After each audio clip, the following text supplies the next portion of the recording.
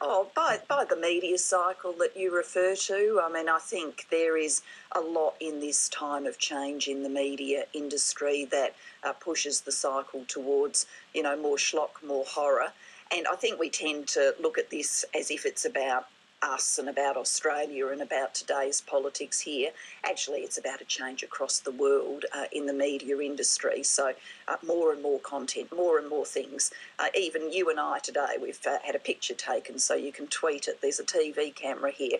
More and more content, more and more things. And that means you need more and more drama or you can't sustain it. So even the simplest things get puffed up in a way that's really pretty absurd. Is there a particular event that really annoys you? Now's your chance. Now's your chance to a particular event where you felt you've been utterly misunderstood and you haven't been treated fairly. Is there a particular moment? How long have you got? Just give me one. We'll be here all day. Just give me one.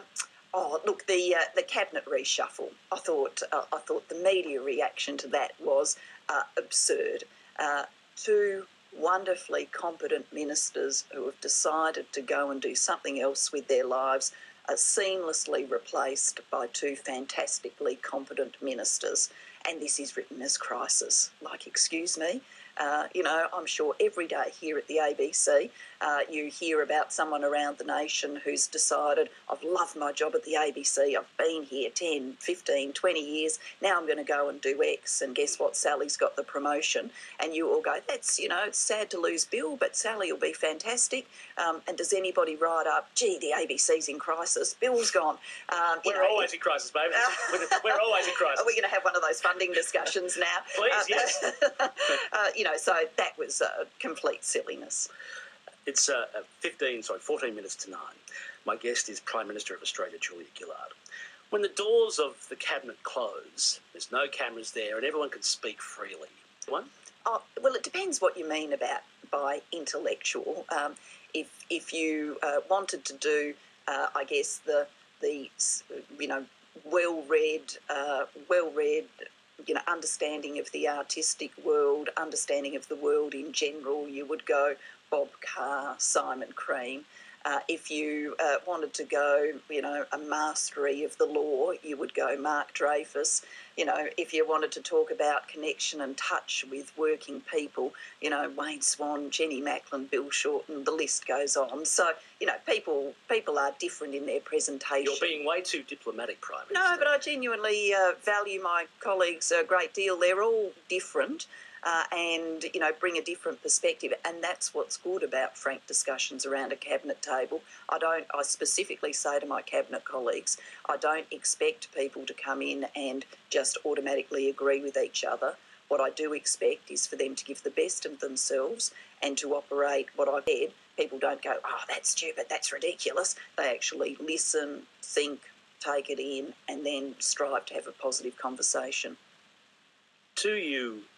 Is there a person in Cabinet who privately you sidle up to and say, mate, I need a reality check? In other words, a confidant, someone that you feel particularly you can trust, who'll tell you as it is, personally to you privately?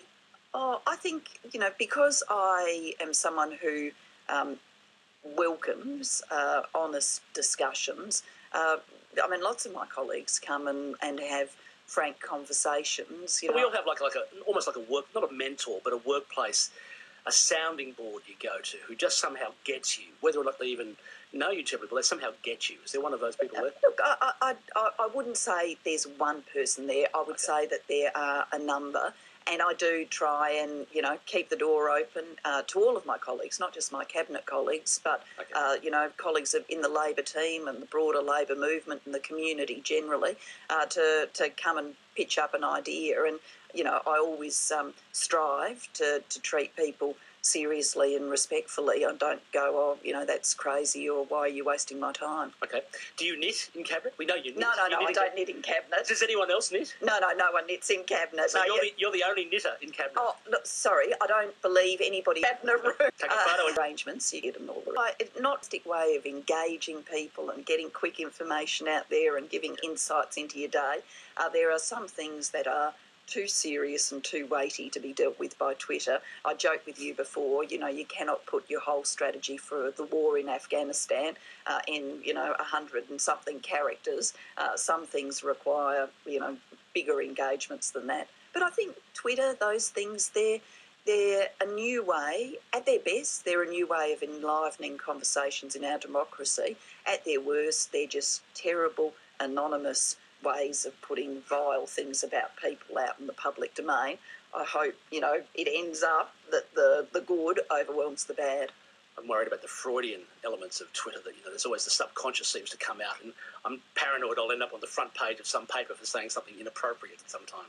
So I don't. I certainly think that, the old saying, my mum would say something like, if you're going to write a letter in anger, put it aside, read it again 24 hours later, and then think about whether or not you want to put it in the post box. I think for the Twitter world, there certainly is a tweet at haste, repent at leisure. Maybe if you're really steamed up, put it aside, come back to it later. Wise woman.